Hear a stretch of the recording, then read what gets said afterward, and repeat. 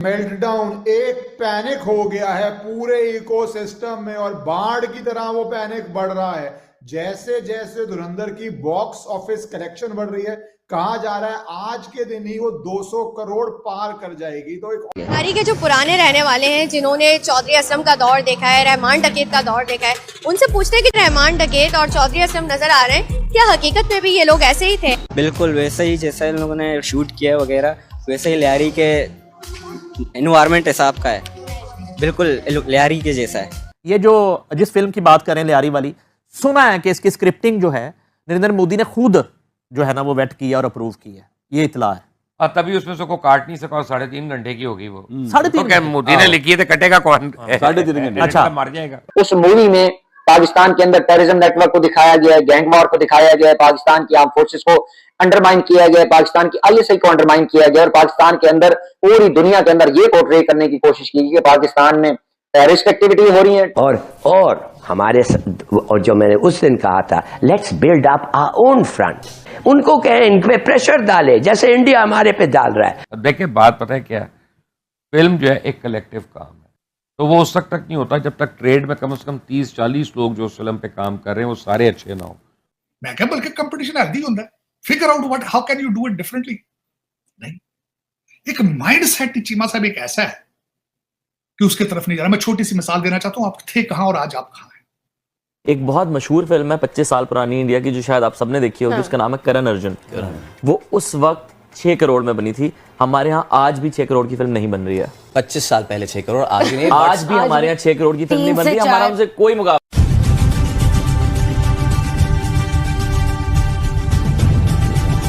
में इंडिया में जैसे अभी जब से वो धुरंधर पता नहीं धर्मेंद्र जो फिल्म आई है ना, और उन्होंने उसमें रहमान डकैत और असलम चौधरी और इन सारों उसमें तो ये वाकत है ही नहीं, कई जो डाल दिए। उसके बाद एकदम से वो दोबारा एंटी पाकिस्तान सेंटिमेंट जो है ना, हाँ, वो उठ के आ रहा है। फरियाल तालपुर को मैं सुन रहा था, वो कह रही थी कि सानू ही दसो कितने हुए ने वाकयात, कहाँ हुए थे ये। और अब 5 फिल्में आ रही हैं, 5 फिल्में आ रही एंटी हैं पाकिस्तान ऑपरेशन सिंदूर पे, सारी उसके ऊपर। लेकिन मैं इंडियन एयरफोर्स के चीफ को, इंडियन आर्मी चीफ को और इंडियन नेवी के चीफ को मैं कह रहा हूँ, बेशर्मो बगैर तो सच बोल दो, एक दफा तो सच बोल दो, और अगर नहीं सच बोलने की हिम्मत तो आ जाओ।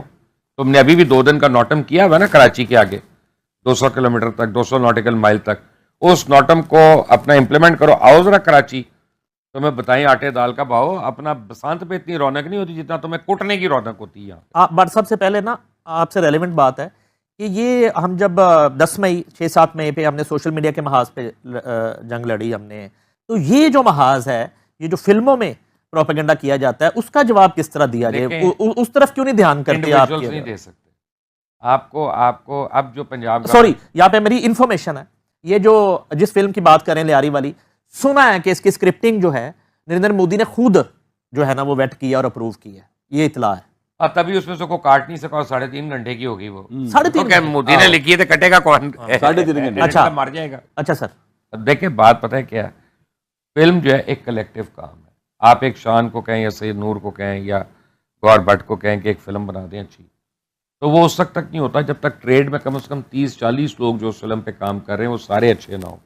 अब जो पंजाब गवर्नमेंट ने काम शुरू किया, अगेन मरियम की बात आ गई कि फिल्म मेकर्स को जो वो पैसे दे रहे हैं और फिल्में बनाने के कर रहे हैं, उससे होगा ये ट्रेड। जब देखें ट्रेड डेवलप होता है ना, तो जो सेट मेकर है ना वो उधर ही रहता है, वो कहीं और काम नहीं पकड़ता। उसको पता है यार मुझे रोजी मिल जाएगी। जो इलेक्ट्रिशियन है, जो टेक्नीशियन है, जो फोकस पुलर है, जो कैमरा वाला है, वो कहता है मैं कराची नहीं भागता एडवर्टाइजिंग की दुनिया में, मुझे यहाँ पे मेरा घर चल रहा है। तो फिर आप रिटेन करते हैं लोगों को, 1, 2, 4 फिल्में बनाकर आप ट्रेड के टेक्नीशियंस को रिटेन नहीं करते। ये बट साहब अब नौबत यहाँ तक आ गई, ऑपरेशन सिंदूर करते करते अब वो सिंदूर वाली औरतों तो फिल्में बना के वो मुकाबला कर रहे हैं। यार देखो ਇਹਦਾ ਜਿਹੜਾ ਨਾ ਆਪਣਾ ਮੋਦੀ ਦਾ ਮਸਲਾ ਹੈ ਕਿ ਮੋਦੀ ਦੇ ਉੱਥੇ ਐਂਟੀ ਪਾਕਿਸਤਾਨ ਸਲੋਗਨ ਲਿਖਦੇ ਨੇ, ਉਹੀ ਰੋਲੇ ਜਿਹੜੇ ਹਿੰਦੂਤਵਾ ਦੀ ਪਾਲਿਸੀ ਦੇ ਤਹਿਤ ਹੈ ਨਾ, ਉਹ ਨਹਿਰੂ ਤੇ ਇਲਜ਼ਾਮ ਲਾ ਰਿਹਾ ਸੀ ਤੇ ਉਹਨੇ ਫਿਰ ਹਵਾਲੇ ਕੱਢ ਕੇ ਦਿੱਤੇ ਕਿ ਯਾਰ ਸੁਭਾਸ਼ ਚੰਦਰ बोस ने यह किया सी तो ਇਹਦੇ ਮੁਤਾਬਕ ਇਸ ਤਰ੍ਹਾਂ ਹੋਇਆ ਸੀ। बल मैं कहना ही चाहता हूँ कि अभी तक वो माजी के उस चक्कर भी में फंसे हुए हैं। ये जो इंडियन हैं, नौबत फिल्मां ते आ गई नहीं, फिल्मां दी उन्होंने हमेशा फिल्मां जी दसिया कि बड़े बहादुर हाँ, वैसे तो आमने सामने खलो के देख लें। इन हैरान कर देने वाली सूरत हाल है कि इंडिया के अंदर तकरीबन 100 करोड़ उन्होंने कमा लिया 2 दिन के अंदर, यानी फिल्म बिल्कुल सुपर डुपर हिट हुई है।